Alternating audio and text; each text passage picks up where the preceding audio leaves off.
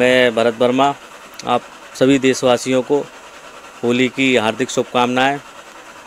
Be careful, Holi खेलें आप सूखे रंगों से, गुलालों से और कीचड़ व केमिकल के रंगों से दूर रहें। आपकी होली मंगलमय हो। धन्यवाद। मैं मनीष राठौर, नमक की मंडी आगरा से, और सभी से ये चाहता हूँ कि सब लोग, मेरे भारतवासी जितने भी हैं, मेरे मार्केट के एसोसिएशन के जितने भी लोग हैं, बाबा श्याम के जितने भी भक्त हैं, होली की उनको हार्दिक बहुत बहुत शुभकामनाएं।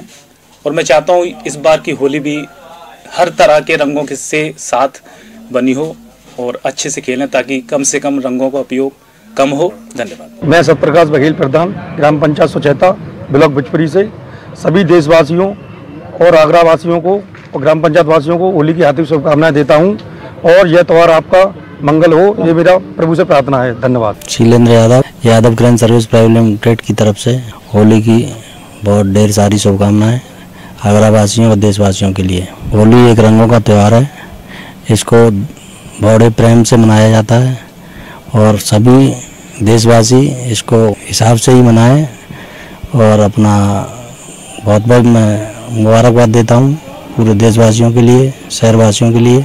धन्यवाद। तहसील परिसर आगरा में विगत दिनों धनगर प्रमाण पत्र को लेकर जिस तरीके से अनिश्चितकालीन धरना प्रदर्शन राष्ट्रीय धनगर महासभा के नेतृत्व में हुआ था, निष्कर्ष नहीं निकला, हल नहीं निकला, लेकिन धनगर समाज के लोग कहीं ना कहीं गुस्सा हैं। वो डिसाइड नहीं कर पा रहे हैं कि आखिर वो अब यहाँ से आगे जो उनका एक वोट है, धनगर समाज का जो एक भारी संख्या में वोट है, आगरा लोकसभा की बात करें तो लगभग 1,58,000 वोट आगरा लोकसभा में है और फतेहपुर सीकरी की बात करें तो लगभग 2.25 लाख वोट फतेहपुर सीकरी में है। आखिर वो वोट कहाँ जाए, किसको जाए, ऐसा कुछ डिसाइड धनगर समाज के लोग नहीं कर पा रहे हैं। मेरे साथ में इस समय करतार चंद शास्त्री हैं, जो उनकी एक व्यक्तिगत राय क्या होगी लोगों को, धनगर समाज के लोगों को, उन्हीं से जानने की कोशिश करेंगे। सब आप काफ़ी सम्मिलित रहे तहसील परिसर में, जो अनिश्चितकालीन धरना प्रदर्शन हुआ तो हल नहीं निकला वहाँ से। अब यहाँ से आगे एक सवाल उठता ये है कि धनगर समाज के लोगों को अगर वोटिंग के हिसाब से जाना है, क्योंकि यहाँ से आगे लोकसभा चुनाव आ रहे हैं, लोग ये डिसाइड नहीं कर पा रहे हैं कि उनको जाना किधर है, क्या राय है आप? देखिए, तहसील पर जो है धरना प्रदर्शन हुआ, अनिश्चितकालीन धरना प्रदर्शन था। वैसे इससे पहले भी गवर्नमेंट इतनी आई है कि जियो लागू किया, उस पर कोई अमल नहीं हो पाया। अखिलेश जी ने भी किया, मायावती जी ने किया, और वो अपने निजी स्वार्थ के चक्कर में केवल वोट मिल जाए इनके और उसके इसमें उसको दबाते थे जो है, जबकि हमारा संवैधानिक अधिकार था, वो हमको मिलना चाहिए था। भाजपा सरकार आई, उन्होंने जियो को लागू किया, मनोज सिंह के नाम से जो है उन्होंने सचिव साहब से जो है उन्होंने किया और मुख्यमंत्री जी ने भी उसका स्वागत किया, उसको जो है जारी किया। लेकिन यहाँ पर कुछ राजनीति ऐसी हलचल चल रही थी, उन लोगों ने अपना उसको इशू मानते हुए इसको नहीं होने दिया, जबकि क्षेत्रीय सांसद जो थे उसको बड़ी आसानी से कहा सकते थे, उनके अधीन था, सब कुछ था।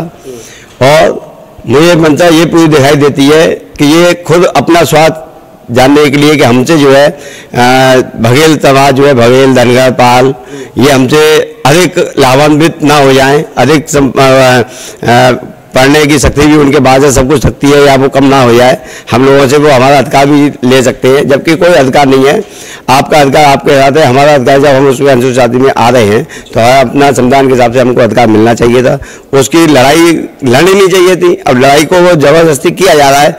जब हमारे मुख्यमंत्री जो सूबे के मुख्यमंत्री जी है योगीनाथ जी, उन्होंने उसको सर्कुलर लागू कर दिया कि साहब इनके धनगर सर्टिफिकेट बनाए जाए, तो उनको भाजपा के प्रतिनिधि जो भी यहाँ पर है उनको बढ़ चढ़ के हिस्सा लेना चाहिए कि नहीं साहब, और इसको कराना चाहिए था, जिससे कि वो उनका श्रेय उनको मिल जाता। लेकिन वो श्रेय पाने की वजह से एक उन्होंने अपने ऐठ जान लगी, क्या जान लगा वो अपने मन से वो खुद जान सकते हैं, लेकिन उन्होंने ये अच्छा नहीं किया है। इतने दिन तक 24 जनवरी का जो शासनादेश था उसको आज तक वो लागू नहीं करा पाए, सबको नहीं कराया। 2-1 आज मीटिंग मिली उन्होंने और जलेसा में कह के भी आया कि मैं अपने बच्चों की कसम खाता हूँ कि मैं जो धनगर सर्टिफिकेट बनवाऊंगा हर हालत में बनवाऊंगा, लेकिन उन्होंने भी नहीं बनवाया। क्या कारण रहा उसके पीछे, मुझे उनकी पूरी मंशा दिखाई देती है। वो या तो वो बसपा के साथ मिल रहे हैं क्योंकि इससे पहले भी बसपा की सरकार थी।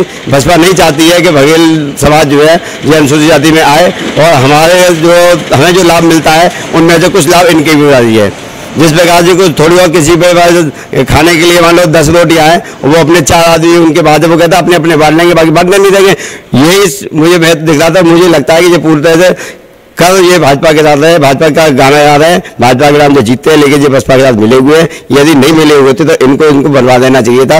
अब रहा इसके बाद कि हमारा समाज कहाँ जाएगा। देखिए हमारे समाज के बुद्धिजीवी लोग हैं, सब लोग जानते हैं।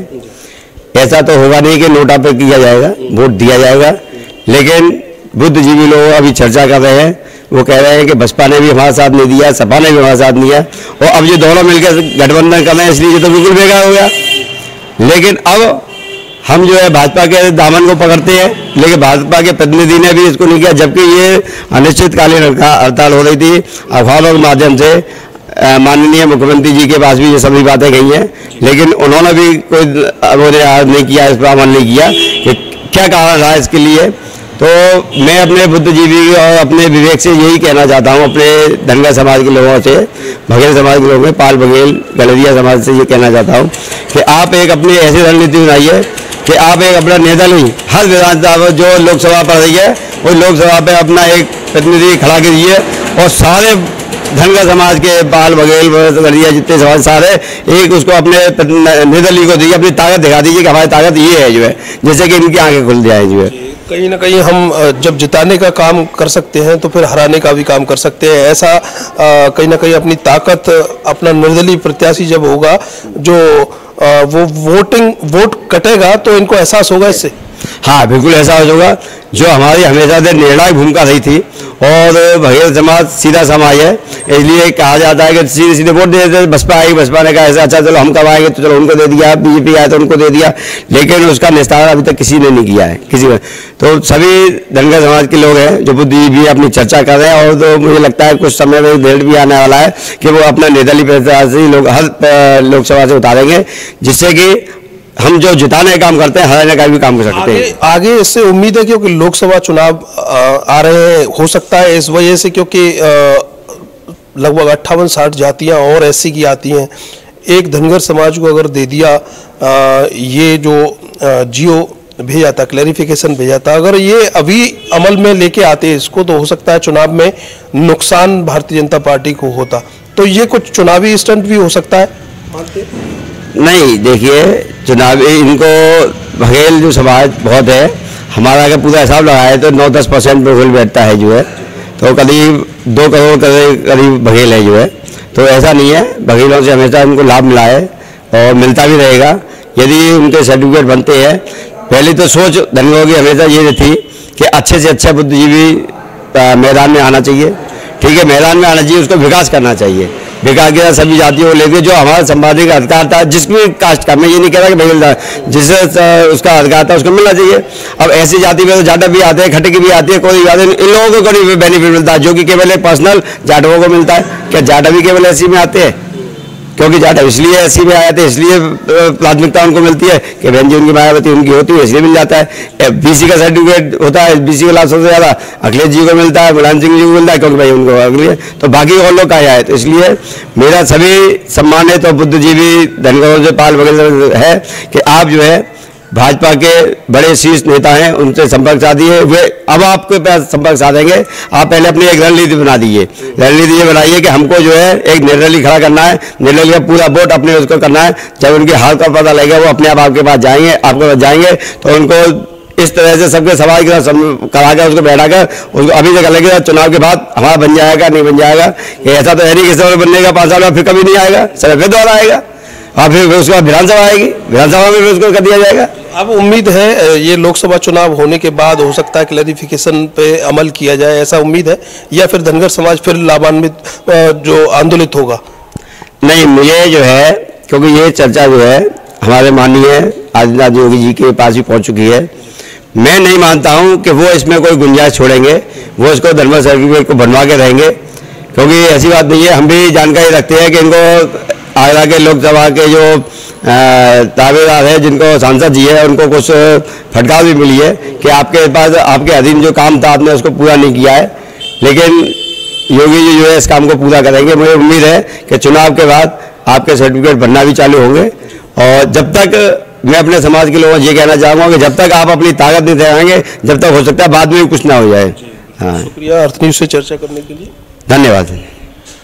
तो आपसे मेरे साथ में करतार चंद शास्त्री जो कहीं ना कहीं समाज से जुड़े हुए हैं और तहसील परिसर में जो आंदोलन कहीं ना कहीं चला था, जो अनिश्चितकालीन धरना प्रदर्शन जो चला था, उसमें काफ़ी शिरकत आपने की थी और समझा था वहाँ के माहौल को। आपसे पूरी चर्चा हुई, व्यक्तिगत राय है आपकी कि अपनी ताकत का एहसास कराएंगे तभी शायद आपको फल मिल सकता है।